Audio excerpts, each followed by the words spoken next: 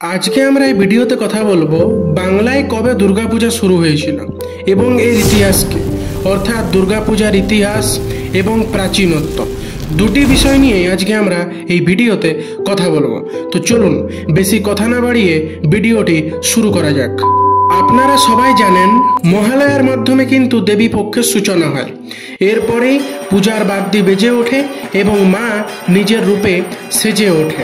কিন্তু আজকে আমরা এই ভিডিওতে কথা বলবো দুর্গাপূজার ইতিহাস কি, দুর্গাপূজার প্রাচীনত্ব কি, আজকে আমরা বলবো দুর্গাপূজা প্রথম কে করেছিলেন, সমস্ত বিষয় নিয়ে আজকে আমরা এই ভিডিওতে কথা বলবো। তো চলুন তাহলে আর কথা না বাড়িয়ে আমরা ভিডিওটি শুরু করি। উমার বাপের বাড়ি আসার সময় হয়েই গেল, কিন্তু আপনি কি বাংলার এই ঐতিহ্যশালী দুর্গাপূজার ইতিহাস জানেন? আসুন দেখে নেওয়া যাক। এখন যতই চারদিকে থিমের রমরমা থাক না কেন, শুরুটা কিন্তু এমন ছিল না। দুর্গাপুজোর যে আদিরূপ সেটা যেন আজ অনেকেই ভুলে গেছেন। দুর্গাপুজোর সঙ্গে কত শতকের ইতিহাস জড়িয়ে আছে, এর নেপথ্যে কতই না লোক গাথা পৌরাণিক গল্প আছে। কতজন জানেন সেটা? পুরাণ অনুযায়ী বসন্তকাল হচ্ছে দেবী দুর্গার পুজো করার আসল নিয়ম, কিন্তু রাবণকে বধ করার জন্য রামচন্দ্র দেবীর অকালে আবাহন করেন তার আশীর্বাদ পাওয়ার জন্য। রাম যে দুর্গাকে পুজো করেছিলেন তার 10টি হাত রয়েছে এবং তিনি মহিষাসুরকে বধ করেছিলেন। ফলে বরাবর আমরা যে উৎসব দুর্গাপূজা বলে জেনে এসেছি সেটার আরেক নাম হলো অকাল বোধন।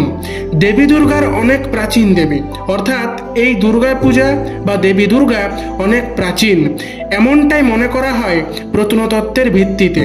আদতে দুর্গাপুজোর সূচনা যে কবে হয়েছিল সেটা এখনো নিশ্চিতভাবে জানা যায়নি। বাংলাদেশের ধনী বাড়িগুলোতে খুব সম্ভবত মুঘল আমল থেকেই কিন্তু দুর্গাপূজার সূচনা ঘটেছিল। এরপর আমরা জেনে নেব এই পুজো শুরু কবে এবং কে শুরু করেছিলেন। তো চলুন জানা যাক। 1500 শতকের প্রথম দিকে খুব সম্ভবত এই পুজোর কিন্তু সূচনা হয়েছিল।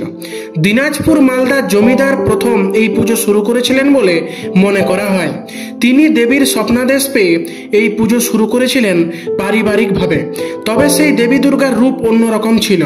লোকমুখে শোনা যায় এই বাড়ির দেবীর বাহন হচ্ছে সাদা বাঘ এবং সবুজ সিংহ, অন্যদিকে দেবীর চোখ হচ্ছে গোলাকার। তবে আরও একটি লোকগাথা অনুযায়ী বাংলার দুর্গাপুজোর সূচনা হয়েছিল তাহেরপুর রাজা কংসনারায়ণ কিংবা নদিয়ার ভবানন্দ মজুমদারের হাত ধরে। এইসব তো জানাই গেল, কিন্তু বারোয়ারি দুর্গাপূজার সূচনা কবে হয়েছিল? তো চলুন জানা যাক। এই বারোয়ারি পুজোর একটি কিন্তু ইতিহাস আছে। 12 জন বন্ধু মিলে প্রথমবার এই পুজো করেছিলেন বলে এমন নাম। 1790 সালে 12 জন মিলে একসঙ্গে একটি পুজো করেন গুপ্তিপাড়ায়। তখন এই পুজোটাকে বলা হতো 12 পল পুজো। অন্যদিকে কলকাতায় প্রথম দুর্গাপূজা শুরু করেছিলেন কাশিমবাজারের রাজা হরিনাথ। কলকাতায় একাধিক জমিদার বাড়িতে ব্রিটিশ আমলেও কিন্তু দুর্গাপুজো পালন করা হতো। নবকৃষ্ণদেবের বাড়িতে তখনকার দিনে দুর্গাপূজায় যা খরচ হয়েছিল তাতে এই পুজো একটি গ্র্যান্ড ফিস্টে নামে পরিণত হয়েছিল। তবে কলকাতার প্রথম বারোয়ারি পুজোর আনুষ্ঠানিক সূচনা ঘটেছিল 1910 সাল নাগাদ।